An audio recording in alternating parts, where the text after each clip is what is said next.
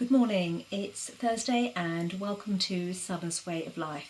Today's a little bit different because I have my son here so he can hold the camera, and I thought I'd take this opportunity to show you how I make my Chappatis, rotis, otherwise known as flatbread, in the morning. And the idea behind it is so that you get some inspiration and go and do the same. So let's get going while the Tawa, which is the cast iron plate here, is nice and hot.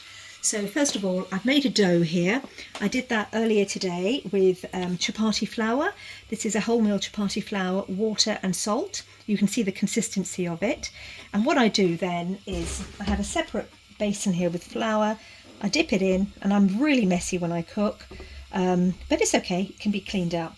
And you can see the action with my hand, which is it comes with practice, to making a little ball. So you've got the dough and you're pushing it in, back to the centre, in, back to the centre, and then roll it like that. Right? It doesn't matter how you do it, just learn how to make a ball and just practice.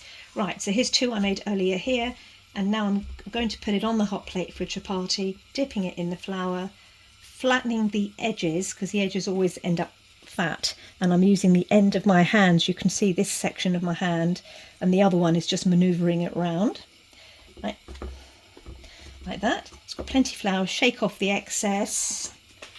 Now, I can't remember there's a rolling pin. Here's the rolling pin I'm going to use. You can use any rolling pin you like. This is the one I've used for years, and with this section that goes around like this, it helps me.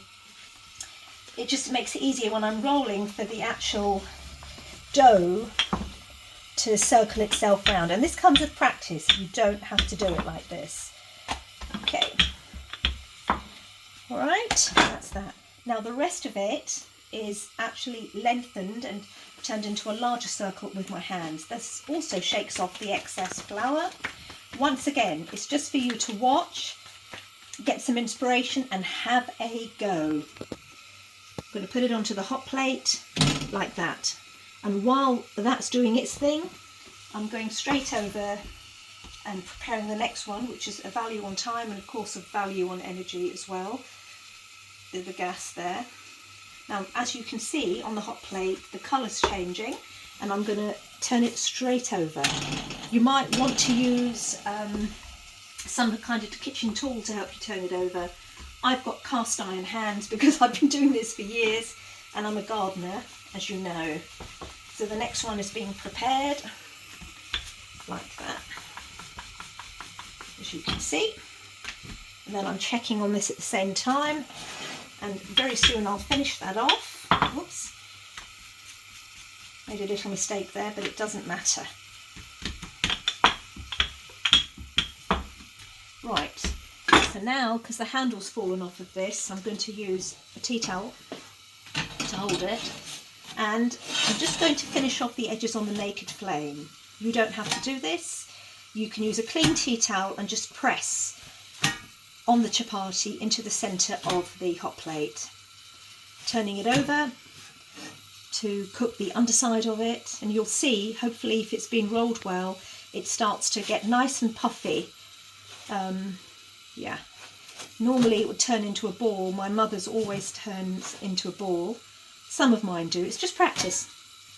Nonetheless, you've got a nice hot bread to have in the morning with your cup of tea, coffee, bit of butter, bit of ghee, jam, anything you want. There you go.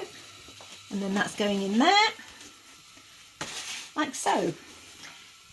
And that, let's just turn this off for now while I speak to you, and that's how it is done. Now, if you want to store these, you just wrap them up in a tea towel and put them into a plastic bag, and they can store nicely for 2 or 3 days, or you can wrap them up and put them into the freezer and just take one out as you go along.